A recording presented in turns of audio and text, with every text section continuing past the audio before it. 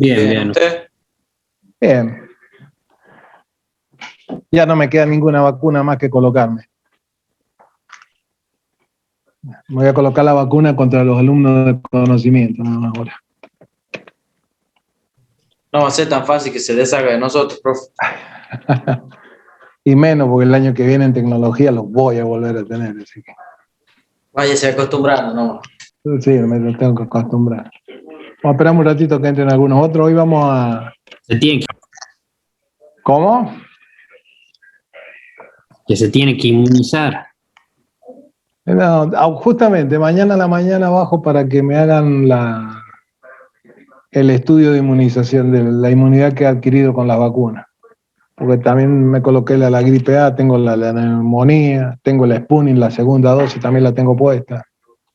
¿Está cargado usted, profe? Y todas las vacunas que tendríamos que tener todos puestas, yo las tengo todas. Gracias a Dios he tenido suerte. Porque ahora cuesta que llegue el Sputnik 2 y yo ya hace casi más de 20 días que la tengo colocada la segunda dosis. ¿Y no le hizo nada a usted, profe? ¿No tuvo síntomas? No, ni con ninguna vacuna, nunca tuve síntomas, con ninguna vacuna, ni con la de la gripe A, nada. Sí, la Sputnik, la primera, cuando me colocaron la primera dosis me dio sueño al otro día, un poco de sueño, fue lo único que tuve. Pero inclusive con la gripe A, viste que hay gente que le hace... Yo me he puesto, el año pasado el anteaño me puse la gripe A y la de la neumonía juntas. Y nunca sentí nada, y hay gente que se descompone, que le falta el oxígeno. Ah, mejor, entonces. Sí, yo conozco a un par de amigos que nos vacunaron a nosotros también. A un par le dio mucha fiebre, malestar. Pero ¿sabes qué? Es más que todo la cabeza. Cuando vos vas con temor es el problema. Yo el otro día escuchaba a un infectólogo que a veces es una reacción netamente a nivel cerebral de cada uno. Porque la vacuna de la neumonía, yo tengo la que es para 10 años, así que estuvieron averiguando ahí antes de colocarme el refuerzo, que no me hacía falta porque yo ya tenía el refuerzo, y hasta el 2029 la tengo esa vacuna. Pero nunca he tenido reacciones cuando me he puesto la vacuna. Y la de la gripe A me la coloco todos los años. Y la Sputnik, la 12, que hay gente que le ha tenido fiebre, que ha tenido cansancio, dolor de cuerpo. Yo no, nada, yo ni mi señora, gracias a Dios. No hemos tenido ningún tipo de síntomas. Es que el virus no quiere meterse conmigo. El miedo no es tonto, dicen, profe. Sí, sí. El virus dice, no, con este no, este medio jodido, dice. No lo jodamos mucho.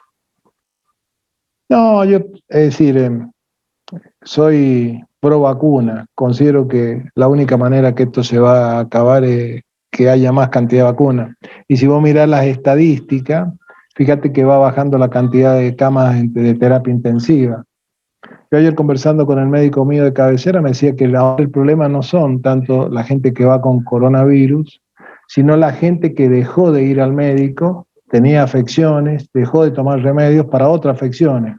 Hay más gente en terapia con otras enfermedades que por el coronavirus.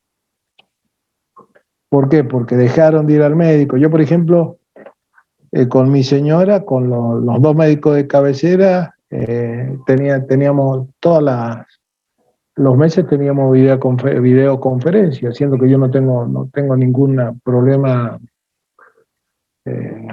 digamos, de alguna enfermedad crónica y nada por el estilo. Sin embargo, todos los meses le llamaba al médico, le contaba cómo andaba, y no dejé de hacer ejercicio. Es decir, mis 3,5 kilómetros todos los días de cinta los hago, y aparte tengo la quinta, que ahora la trabajo entera. Porque me compré un mototractor. ¿Vieron esos que son los tractorcitos esos de mano? Que son trasteros. Me compré una moto cultivadora. Así que estaba full con eso.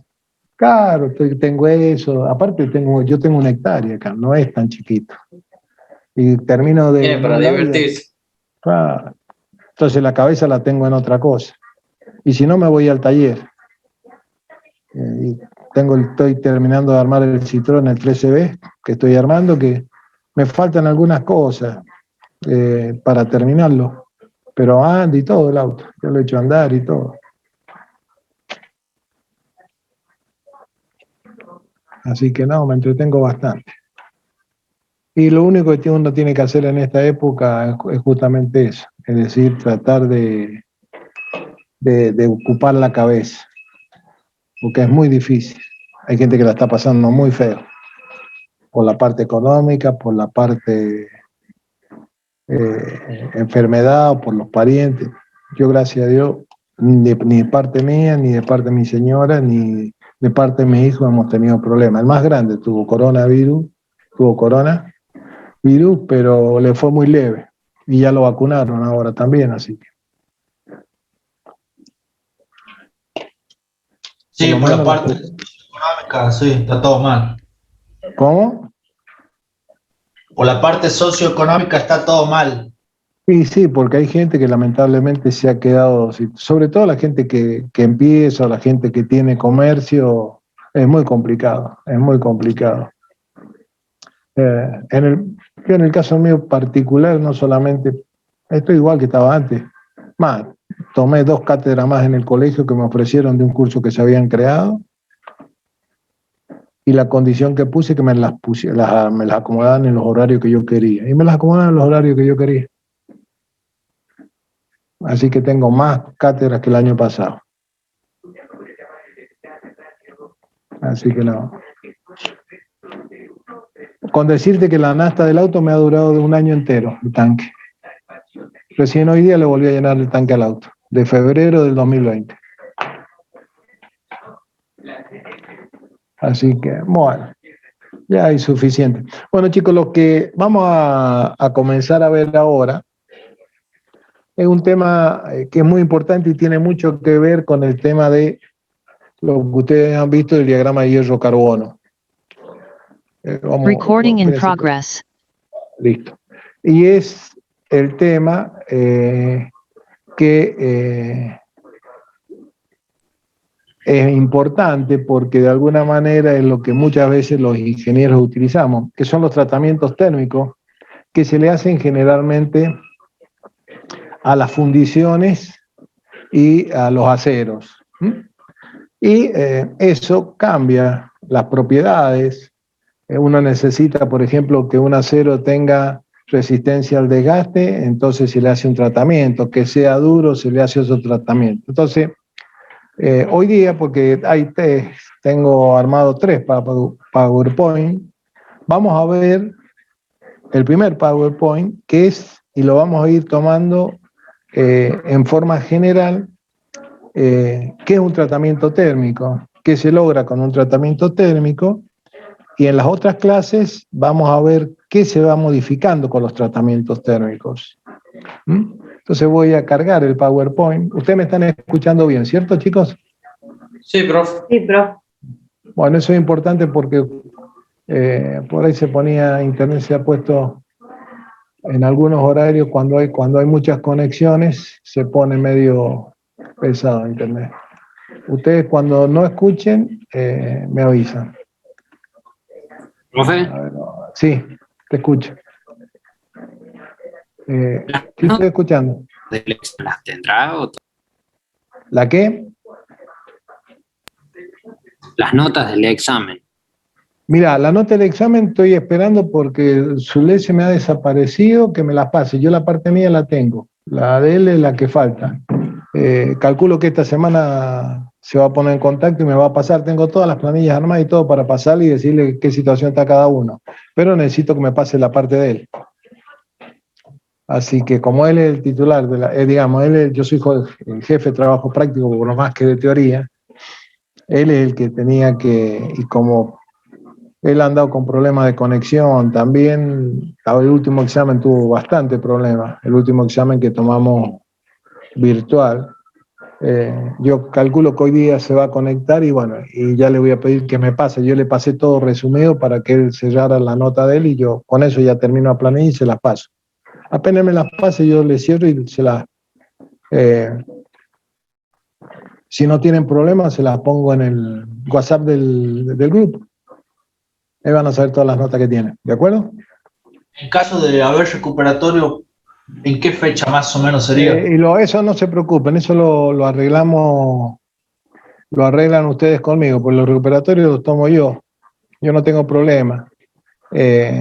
Lo arreglamos de acuerdo a que no les entorpezca en otra materia. Más, hasta le puedo tomar un recuperatorio un día sábado, por ejemplo, si hubiera la necesidad de tomarlo, hasta un día sábado se lo puedo llegar a tomar. Así que no se hagan problema, por eso lo arreglamos. Lo que yo quiero, y sí le voy a hablar con el ingeniero Zule, de que me pase lo antes posible, porque después se nos viene muy rápido el final de año. Y después empiezan los apuros y que no podemos terminar las cosas. Entonces, eso sí le voy a pedir a él que lo hagamos rápido. ¿Ustedes están viendo ahí el PowerPoint? Sí, profe. Sí, Una profe. pregunta. ¿Este ya lo cargó? ¿Todavía no, profe? Está cargado este y está cargado el otro, pero se los tengo que abrir. Pero sí está todo cargado. Listo. La parte mía está cargada hasta final de año ya. Inclusive con algunos trabajos prácticos, y tenemos que hacer algunos trabajos prácticos, en eso nos hemos quedado un poco. Está cargado. Lo que pasa es que lo voy a ir abriendo en la medida que lo explique. Pero sí está cargado. Es decir, si hoy lo terminamos, se lo abro y ustedes ya lo pueden bajar. No, los PowerPoint míos, todo lo que yo hago y que se lo voy explicando, ustedes lo van a encontrar en el... Y después van a encontrar, porque he visto que varios entran al canal de YouTube mío y encuentran varias clases grabadas. Así que ahí tienen otro lugar para ver las cosas. Bueno, vamos a comenzar con tratamiento térmico. Fíjense que acá dice, es un proceso al que se someten los metales u otros sólidos con el fin de mejorar sus propiedades mecánicas. ¿Está bien? Propiedades mecánicas, ¿cierto? Que puede ser dureza, la resistencia. Dentro de la resistencia puede ser varios tipos de resistencia, por ejemplo, a la torsión, por ejemplo, al desgaste, y la tenacidad. Es decir, que cuando yo hago un tratamiento térmico, lo que yo trato es de que un acero, que es carbón y hierro, vamos a ponerlo así o una fundición, que es también carbón y hierro, nada más que en este caso llega como máximo al 2% de carbón, y esto supera el 2% de carbón, lo que yo trato es de ese material o esa pieza darle una característica especial. Esa característica especial puede ser dureza, que es, por ejemplo, cuando se le hace el templado a un cuchillo para que no se desafile.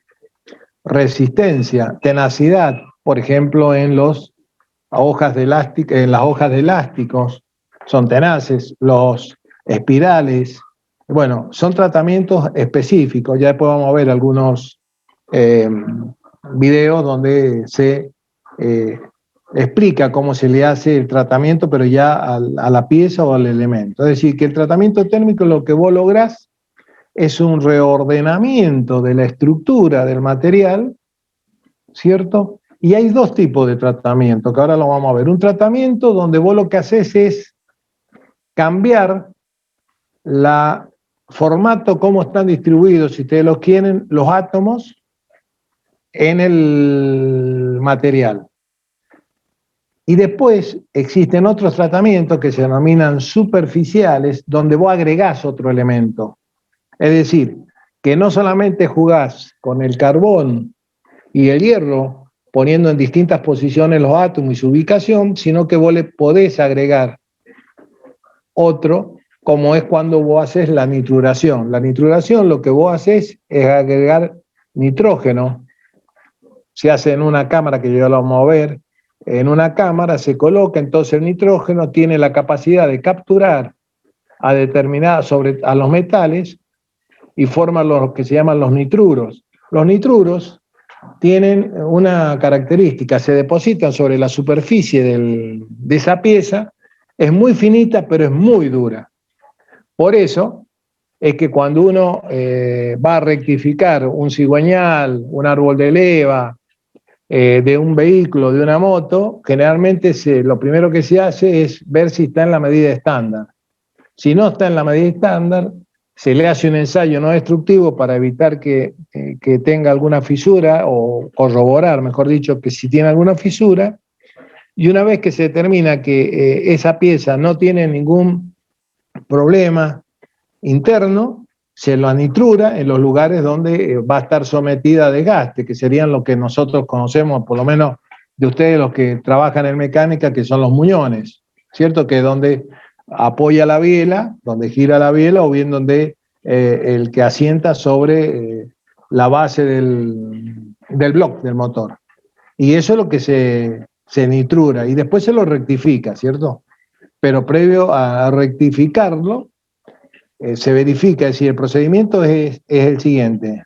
Se le hace un ensayo de rayos X.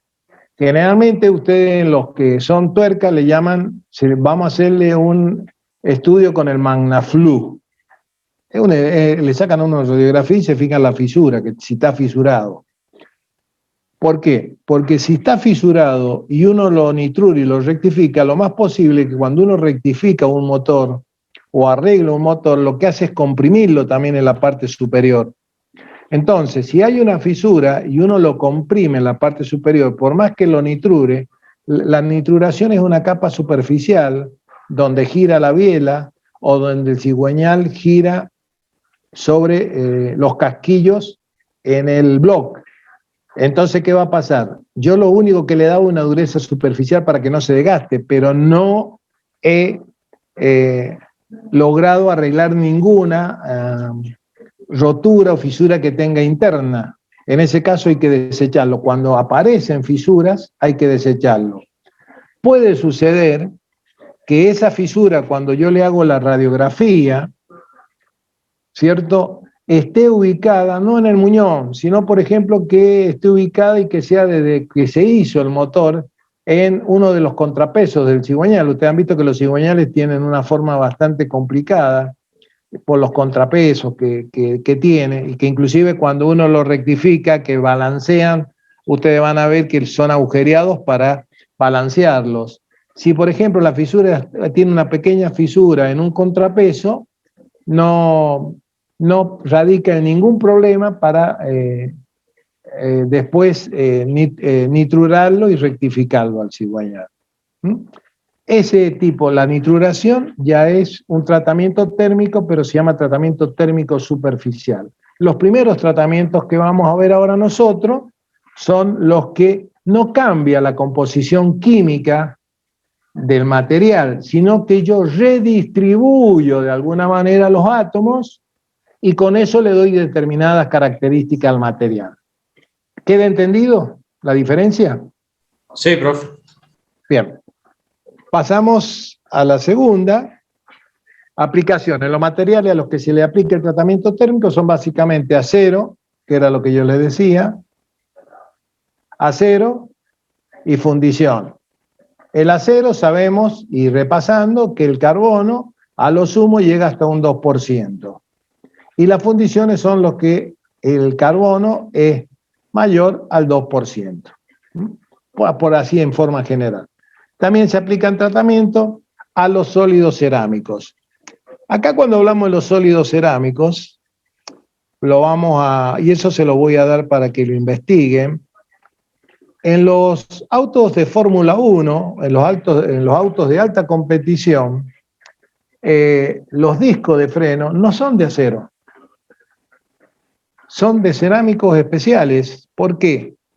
Porque el cerámico resiste mucha más la temperatura. ¿Y qué pasó? Cuando los autos de Fórmula 1 o los autos de alta competición empezaron a tomar las velocidades que toman, ya sea por el efecto suelo, por los motores, ustedes han visto que cuando toman el cuentavueltas de esos autos llevan a 18.000 vueltas.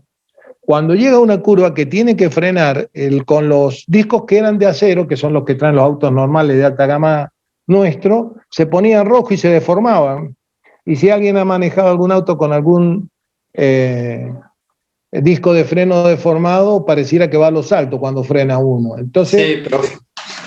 claro, hay algunos en particular, a mí me pasó con una Chevrolet, que tenía una camioneta Chevrolet, no del modelo nuevo, sino el anterior, que vino mal y a los 20.000 kilómetros vos frenaba y parecía que frenaba y no frenaba, como a los saltos andaba. Y era porque estaban deformados los discos de freno. Entonces, ya en autos de alta gama, no los nuestros, sino llamémosle una Ferrari, una Maserati, un Lamborghini, ya traen los discos de frenos son de cerámica y se le hace tratamientos térmicos a esa cerámica también para darle todavía más dureza.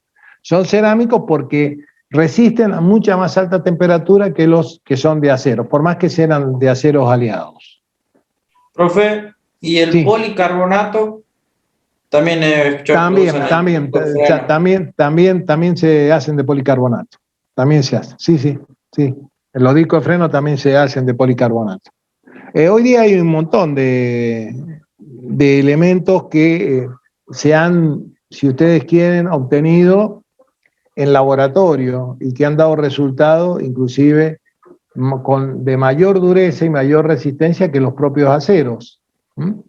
El tema es que muchas veces todo eso trae otro componente, que es que son derivados obtenidos a través de tratamientos en petroquímicas y muchos vienen derivados de petróleo o de determinados minerales y en la producción de esos elementos traen contaminación ambiental. Entonces son todos temas para discutir, es decir, en la medida que uno más se mete en el tema, más apasionante se pone. Y ahora con el tema de los nuevos estudios que hay sobre los materiales, que por ejemplo que la nanotecnología, que va más allá de lo que nosotros normalmente conocemos como átomo. Para que ustedes tengan una idea, la nanotecnología estudia elementos de 10 a la menos 9. Eso significa nano. Ustedes tomen, es decir, que adelante el 1 pónganle 9 ceros, y ese es el tamaño que se está estudiando, va más allá del átomo, el estudio de la nanotecnología. Bueno, ahí se descubrió, por ejemplo, en la nanotecnología, que, por ejemplo, si yo tengo un cuerpo, por ejemplo, este dado, que es de acero,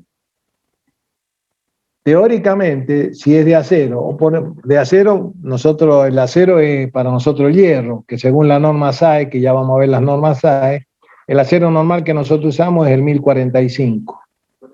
Teóricamente, si el dado es de acero, tanto los átomos que están en la parte interna como los átomos que están en la parte externa se tendrían que comportar iguales. Imaginémonos que este sea un átomo en la parte interna. No se quiere marcar.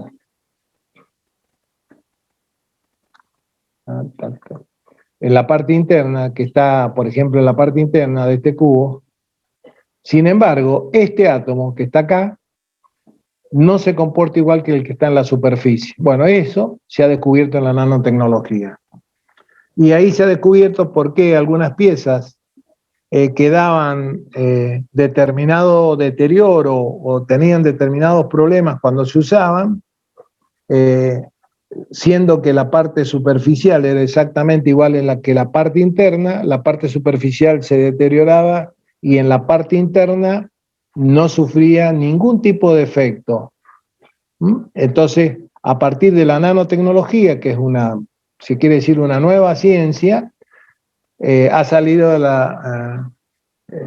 una nueva forma de ver las cosas que va más allá de lo que nosotros vemos normalmente en química, que es el átomo y la tabla periódica con todos los elementos. Bien. Los tratamientos térmicos modifican la estructura cristalina. Si ustedes vieron acá lo que vimos fueron las estructuras cristalinas, cómo están distribuidos los átomos. De acá sacábamos, ¿qué sacábamos de acá, chicos? ¿Qué era lo que calculábamos? ¿Cómo se llamaba lo que se calculaba acá? cuando estaban ¿Empaquetamiento? en empaquetamiento. Bien, es decir que ya le están encontrando de alguna manera alguna razón de por qué uno estudia el factor de empaquetamiento, el BCC, el FCC. ¿Por qué? Porque cuando yo le hago un tratamiento térmico a un material, yo lo que estoy jugando es con la estructura cristalina. Eso en los tratamientos comunes. En los otros le estoy agregando. Por eso están estos dibujos que están puestos acá. Entonces, el tratamiento térmico modifica esa estructura cristalina, es decir, si yo tuviera que definir un tratamiento térmico, yo digo que lo que hace es modificar la estructura cristalina. Y ahí tiene que ver el factor de empaquetamiento. Sin alterar la composición química, es decir, yo no le saco ni le agrego átomos, sino que los distribuyo en forma distinta. Eso le va a dar distintas características al material que yo esté utilizando. Llamémosle acero, llamémosle fundición. Salvo los tratamientos térmicos superficiales, ve, acá surgió la otra definición, que era lo que yo hablaba con la introducción, donde se forman nitruros. Pareciera que este PowerPoint lo he hecho yo.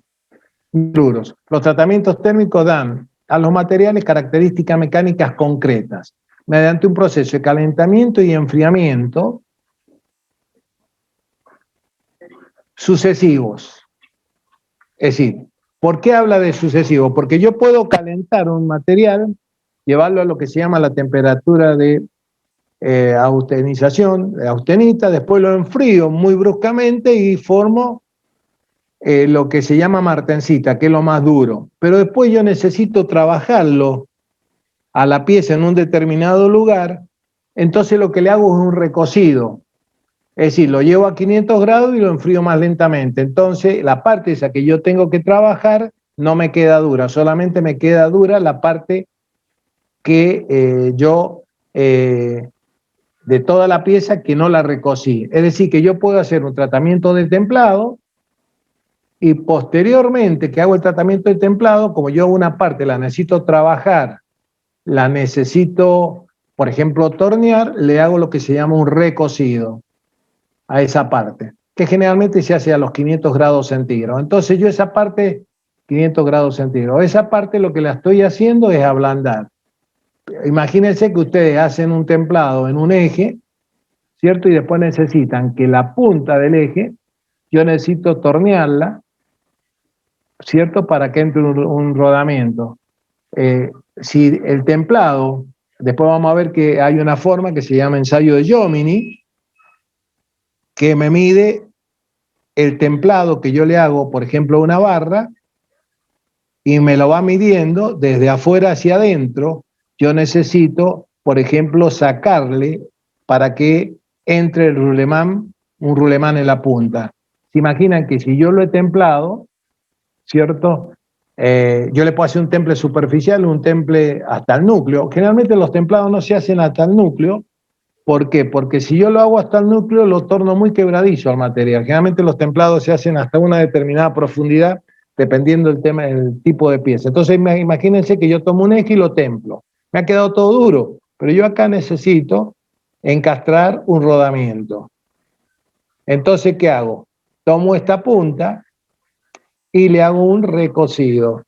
Al hacerle el recocido, lo que yo hice fue ablandarlo, es con temperatura controlada. Entonces yo después puedo entrar con la herramienta del torno y darle la medida para que me entre el rulemán. Y sin embargo, la otra parte queda lo suficientemente dura para lo que yo la necesitaba, o la pieza como yo la necesitaba. Generalmente, ustedes se van a ver en los tratamientos, uno lo distingue de dos maneras, o lo van a poder encontrar si ustedes buscan apuntes. Se llama el de las 3T o el de la EGS. El de las 3T es temperatura, tiempo y transformación. Es decir, ustedes con la temperatura, durante un determinado tiempo, consiguen una transformación del material. Esa sería la definición de un tratamiento. ¿Qué es la curva de las S? ¿Por qué se llama? Porque la curva tiene, dependiendo del acero, tiene una forma de S. Esta curva es una curva que es característica de cada acero. Es una característica la curva de las S de cada acero. Por lo cual, cuando uno compra un acero, ese acero en el protocolo le trae la curva de las S. Entonces ustedes saben a qué temperatura lo tienen que poner a ese acero y a qué temperatura lo tienen que enfriar para conseguir un templado, un recocido, y ustedes ahí van a conseguir distintas composiciones, es decir, composiciones en lo que respecta a disposición de los átomos, no a que ustedes agregan algo. Lo que hacen es distribuir de forma distinta los átomos, que eso le quede claro cuando no es un tratamiento superficial. Los tratamientos más comunes, que no son superficiales, lo que hacen ustedes es una redistribución de átomos para darle una característica particular a ese material.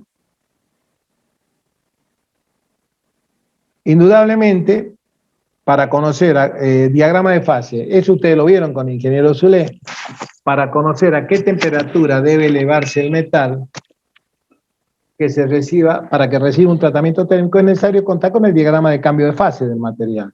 No todos los materiales o todos los aceros, porque acá estamos hablando de aceros, se comportan iguales. Este diagrama, ustedes lo vieron con el ingeniero Zulé, este es un diagrama general. Lo que pasa es que las temperaturas para cada acero, todo esto es este mismo dibujo, pero distinto. No en la forma, sino en la distribución de las curvas que forman el diagrama. En este tipo de diagrama se especifican las temperaturas que suceden en los cambios de fase, cambio de estructura cristalina, ¿ves? Cambio de fases, cambio de estructura cristalina, dependiendo de los materiales diluidos. Que es, cuando yo hablo de materiales diluidos, ya vamos a ver en el otro PowerPoint, que aparecen varios procesos por los cuales yo logro esa distribución de los átomos dentro de un mismo material para lograr características determinadas. Bien, ¿hasta ahí se va entendiendo?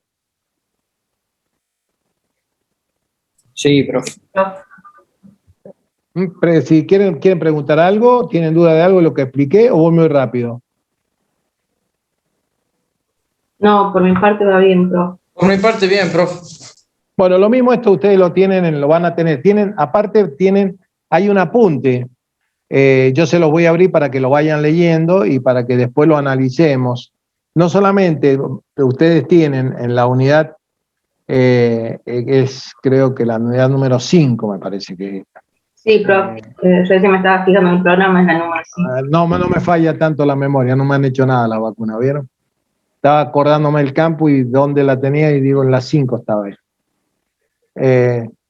¿Vos tenés abierto ahí el campus? Sí, profe. Sí, sí. Ahí te debe figurar algunas cosas que no pueden ver ustedes, ¿cierto? Sí, exacto, sí. Como que está el nombre, pero no está, o sea, no se visualiza. Exacto, que es esto mismo. Es esto mismo. Lo que pasa es que los tengo, ya está cargado. Lo tengo cerrado porque hoy cuando lo estuve viendo, para darlo le hice algunas modificaciones. Entonces, ahora una vez que terminemos, se los voy a abrir para que lo puedan estudiar. Y ahí figuran unas cosas que dicen PowerPoint y otras que dicen apuntes. Sí. Los apuntes es para que lo lean, son sacados de algunos libros. Y esto también lo tienen en el libro que yo les pasé, ¿se acuerdan? Que se los pasé a la nube para que lo bajaran, el libro que sirve de base a la materia. El diagrama de hierro-carbono, este libro se los pasé, sí se los pasé, ¿cierto? Sí. ¿Le pasé el libro que sirve de base a la materia? Yo no lo recuerdo, profe, la verdad que no. Sí, yo los puse en la nube, sí, porque me pasaron ahora que me acuerdo, pasé los dos, el que usó en tecnología y el de ustedes. En la nube está.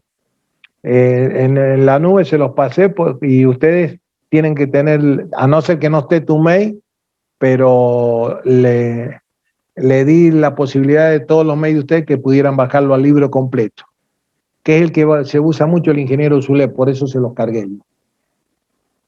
El diagrama hierro-carbono, que es el diagrama base que ustedes han visto, experimenta muchas fases, como son la austenita, la cementita, que es muy dura, la ferrita, la perlita, la vainita y la martensita. y otras. Toda la ledeburita falta acá. Todas estas, dependiendo cómo yo juegue con la temperatura, con el tiempo, yo voy a obtener, por ejemplo, la perlita, yo puedo obtener perlita gruesa o perlita fina. ¿Y eso de qué va a depender? De cómo yo juegue con la temperatura y el tiempo. ¿Mm? Y la perlita le da una característica particular a ese acero. Ahora, si yo obtengo martensita, martensita es lo más duro, que es carburo de hierro, pero es muy quebradizo. Si yo necesito una dureza intermedia, a lo mejor me conviene utilizar que el material me quede parte de vainita y parte de ferrita. ¿Mm? Y ahora vamos a ver en las filminas que siguen a qué temperatura se obtiene cada una de estas fases y en los otros PowerPoint que vamos a ir viendo más adelante, qué características obtengo yo con ese material. Es decir, yo no solamente tengo que saber qué es lo que voy a obtener, que después también, cuando nosotros veamos, acá se lo voy a colocar, aceros y las normas SAE, ahí en las normas SAE sale para cada acero cuál tratamiento es el más indicado. Es decir, si yo quiero un engranaje, si yo quiero un eje, si quiero una hoja de elástico, si quiero un resorte, te dice qué hacer, utilizar y qué tratamiento tenés que hacer y a qué temperatura tenés que hacerlo y en qué lo tenés que enfriar. Si lo tenés que enfriar en agua, lo tenés que enfriar en un aceite especial. Bueno, esa es la tabla de las normas AES, que esa también está cargada. No sé si la tienen abierta, pero esa está cargada también. ¿Mm? Estas fases pasan por muchos cambios debido a la temperatura y en algunos procesos son el temple, el revenido, lo cual ayudan a aumentar las propiedades mecánicas.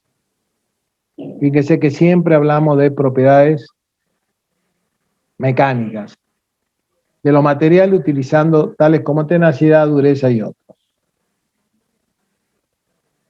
Austenita. Entonces, yo me tomé el trabajo, que posiblemente ustedes lo vieron con el ingeniero Zule, pero como él dicta muy rápido y por ahí no, ustedes no tienen tiempo, inclusive por el tema de que se corte internet y todo, de poner la definición de cada uno de esas fases que se obtienen. Primero, en qué consiste la fase, cómo se obtiene la fase, qué es la fase y las características de la fase. Entonces ustedes, por ejemplo, la austenita. Yo generalmente un material, un acero, para hacerle un tratamiento, primero lo llevo a lo que se llama austenización. Es una solución sólida de carbono o carburo de hierro en hierro gama. La máxima solubilidad en estado sólido del carbón en la austenita es de 2,08% a 1148 grados, allá arriba del diagrama hierro-carbono, y disminuye a 0,8 en 723 grados centígrados. Esto, para cada acero, porque hasta, fíjense que me marca dos temperaturas, ¿en qué se va a diferenciar cada uno de los aceros? ¿Cómo juegan estas dos temperaturas? Es decir, esto abarcaría todos los aceros, pero para un acero va a ser 1600, para otro va a ser 1100 y 710, eso es lo que cambia. Pero mientras esté entre esta temperatura y esta temperatura, lo que se obtiene es austenita. De tantos kilopontios por milímetro cuadrado. Su dureza es de 300 Brinell, no hace falta que le explique lo que es Brinell porque lo vieron conmigo. Acuérdense que Brinell era el que utilizaba la carga sobre la superficie que dejaba la impronta del casquete férico. Su alargamiento de 30 al 60% es otra característica que se obtiene. Es poco magnética, porque hay materiales que son magnéticos, que es otra unidad que vamos a ver, que tienen una característica. Dentro de los aceros, algunos son magnéticos y otros no son magnéticos. El magnetismo aparece por una propiedad que se llama imanes moleculares. Como ustedes saben, el átomo está formado por un núcleo de acuerdo al último átomo que se está utilizando en estos momentos, por un núcleo donde están los protones y los neutrones, y a su alrededor, dependiendo qué elemento sea, giran los electrones. Como los electrones son cargas eléctricas en movimiento, toda carga eléctrica en movimiento, eso ténganlo presente, la carga eléctrica, el movimiento, genera un campo magnético. Y si yo tengo un material que me cruza un campo magnético, me genera una corriente eléctrica. Es decir, que el campo magnético y el campo eléctrico siempre van de la mano. Es el concepto con lo cual se construyen las máquinas eléctricas. Ya sea las máquinas eléctricas estáticas, que son los transformadores, se denominan estáticas porque un transformador, cualquier transformador, el del celular de ustedes nada más, que aparte de ser transformador es un rectificador, no hay nada que se mueva adentro. Sin embargo, ustedes entran con 220 volts, salen con 3 volts, entran con 220 de alterna, salen con 3 volts de alterna y después con un rectificador lo llevan a 3 volts de continua, que es con lo que cargan el celular. Que son las baterías normales de los celulares. Bueno, hay en el caso de la austenítica es poco magnética, es decir que uno no puede transformarla en un imán artificial. Es blanda, muy dúctil y tenaz. Tiene resistencia al desgaste, siendo el constituyente más denso de los aceros. Y bueno, y acá yo les he puesto el kilopondio, a que es igual, porque esta no es una unidad común que utilizamos de fuerza, porque esto es Newton. Acuérdense que fuerza es igual a que a masa por aceleración. Y de ahí salía masa, se medía en kilogramos, y aceleración se mide en metro por segundo cuadrado, y de ahí se definía después el Newton, que es la medida de unidad del sistema MKS. Eso es un repasito de primer año. Bueno, el kilopondio es para ustedes debe ser alguna unidad nueva. ¿No la vieron en física, el kilopondio? No recuerdo, profe. Creería que no. No, porque es una unidad que se utiliza mucho en metalurgia. Por eso yo acá les puse la equivalencia, para que tengan una idea. Un kilopondio es igual a 9,8 newton. Entonces ustedes si yo acá les digo que tiene 105 kilopondios por milímetro cuadrado, significa que este 105 ustedes lo tienen que multiplicar por 9,8 y eso se lo va a dar en newton por milímetro cuadrado. Y después se van a la tablita esa que yo les di y lo pueden llevar a cualquier otra unidad, ¿cierto? Esto para que se acostumbren a trabajar con las unidades. ¿Hasta ahí vamos bien? Sí, profe. Sí, profe. Bien, sigamos. Otro elemento, es decir, esa fue la primera. Cuando nosotros veamos la curva de las S, vamos a ver que esto está ordenado de acuerdo a cómo uno va jugando con las temperaturas y los tiempos. La primera que yo obtengo es la austenita, después obtengo la ferrita. La ferrita es hierro alfa. Acuérdense que el hierro alfa tiene una estructura especial, que también lo vamos a ver en otro PowerPoint que he armado, ¿cierto? Cómo están distribuidos los átomos, si es BCC o es FCC. O sea, hierro casi puro, que puede contener pequeñas cantidades de soluciones de silicio y fósforo y otras impurezas. Tanto el silicio como el fósforo, esto ustedes van a ver cuando veamos los aceros, que no llegan a ser 0,005%. ¿Por qué? Porque esto es como un virus para el acero. Es decir, genera en el acero, son como defectos. El hecho que tenga silicio y fósforo, a no ser que uno lo coloque para darle una característica especial, el acero cuando tiene esos elementos es mientras mayor cantidad de estos elementos tenga, el acero es de más baja calidad, si lo quieren ver de esa manera. Bueno, acá les he vuelto a poner todas las características, ¿cierto? ¿Cuál es la resistencia? Fíjense que ya la ferrita, allá en la austenita hablamos de 300 dureza Brinell, acá hablamos de 90 dureza Brinell. El alargamiento también es menor, es más blando, y sí, acá me lo está diciendo. ¿Por qué más blando? Si el otro es de 300 y este es de 90, indudablemente más blando que el anterior.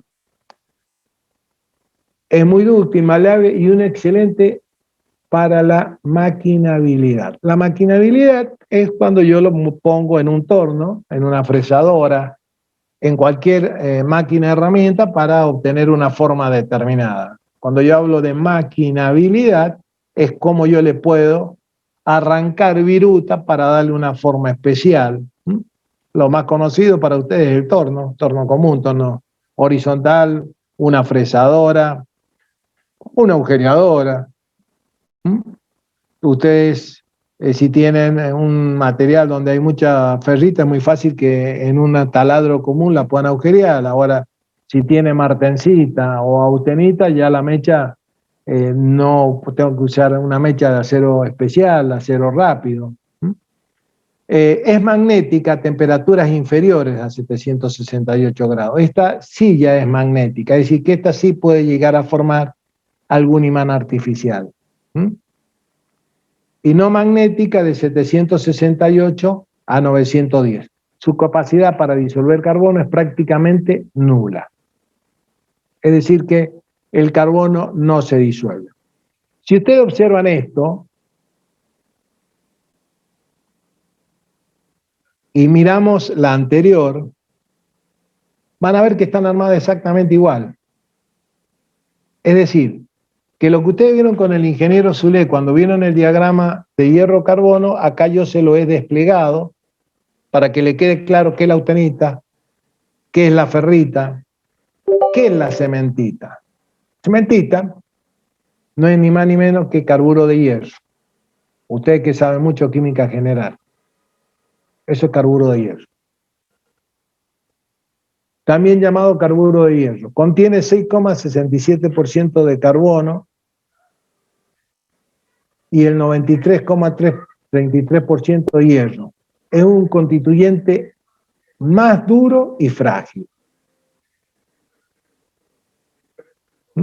Su dureza es superior.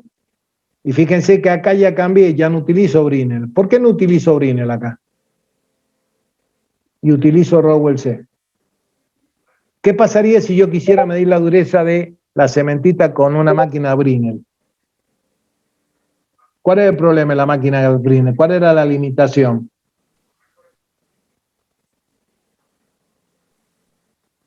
¿Qué limita? La huella. ¿Cuál era la qué? La huella. La huella. ¿Qué pasaba si el material era muy duro con la bolilla del penetrador? Se La deformaba. huella Se sería deformaba. más. Claro, fíjense lo O se daba importante una que es. lectura errónea.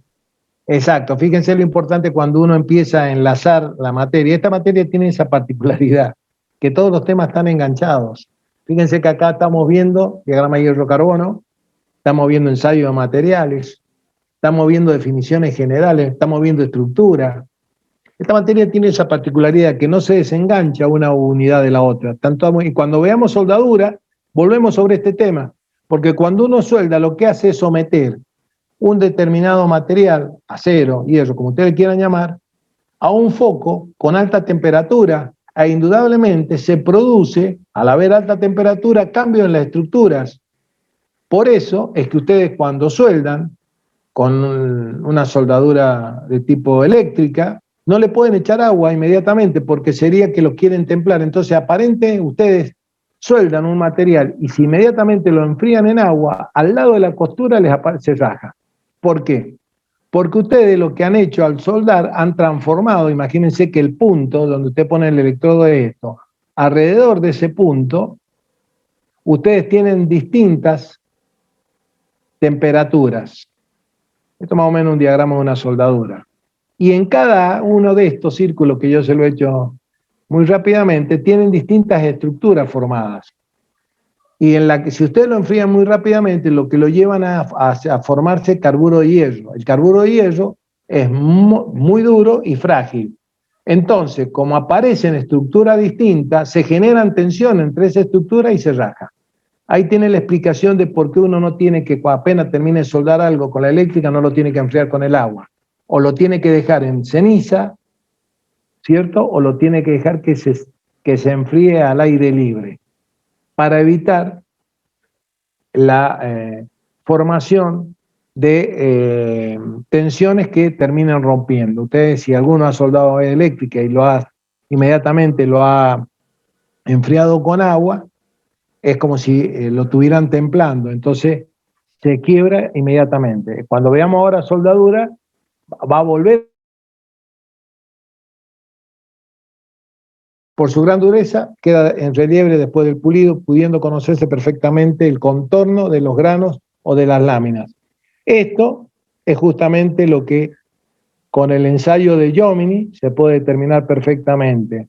El ensayo de Jomini, como yo le decía, es un ensayo en el cual uno templa el acero y después ustedes van con el durómetro tomando qué dureza tiene, por ejemplo, si esta sería una probetita cilíndrica, qué dureza tiene en la parte exterior, qué dureza tiene a medida que nos acercamos al centro. Entonces ustedes saben cómo, hasta dónde penetró el tratamiento térmico que ustedes han hecho. Ustedes a lo mejor lo necesitan que sea un tratamiento que solamente penetre una determinada cantidad de milímetros nada más, y que en la parte de adentro tenga cierta flexibilidad. Por ejemplo, un eje, a mí no me convendría un eje templarlo todo porque se torna muy quebradizo, entonces tiene mucha dureza, pero cuando yo lo someta a torsión se va a quebrar directamente. ¿Qué es esto que está diciendo acá? Es muy duro pero frágil. Por eso es importante el conocimiento de la transformación que se produce, la famosa 3T, tiempo, temperatura y transformación de un determinado acero cuando se le hace un tratamiento térmico.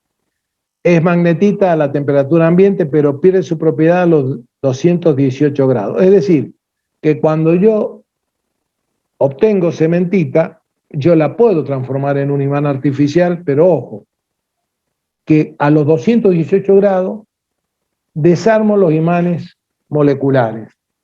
Eso fue descubierto y fue estudiado por alguien que ustedes en química han escuchado, el matrimonio Curie. ¿Les suena el matrimonio Curie? Que han sido grandes investigadores. La mujer de Curie fue la que descubrió que la temperatura, cuando uno le entregaba a un material magnético determinada cantidad de calor, algunos materiales magnéticos perdían, dejaban de ser imanes artificiales para ser un hierro común, pero que no seguían una regla. ¿Qué significa que no sigue una regla? Que yo no lo puedo aplicar a todos los materiales magnéticos la misma ley, porque no se comportan todos los materiales magnéticos iguales, con la temperatura o con la cantidad de calor. Acuérdense que temperatura no es lo mismo que calor. Eso lo vimos también en Electromecánica 1. Temperatura es energía que yo entrego. Calor es la energía que yo entrego. Y la temperatura es la medición de la energía cinética que tiene la cantidad de calor que yo entrego. Acuérdense que eso estaba dado por la velocidad media de las partículas dentro de un material. Eso lo vimos el año pasado en Electromecánica 1. Fíjense que ahora estoy uniendo la parte de Electromecánica 1, lo que vimos, temperatura y calor. Y se acuerdan que yo cuando le expliqué le dije que temperatura no era igual a calor. Bueno, si ustedes todos esos conceptos que vieron conmigo en Electromecánica 1 los empiezan ahora a mirar de nuevo, empiezan a ver los apuntes, empiezan a ver lo que yo preguntaba, lo que yo decía, lo que está en la página o lo que está en mi canal de YouTube, van a encontrar la explicación a todo esto. ¿Por qué le digo todo esto, chicos? Porque esto es lo que preguntamos en los exámenes finales. Y es ahí por qué se hace tan difícil. Yo se lo voy a dibujar acá.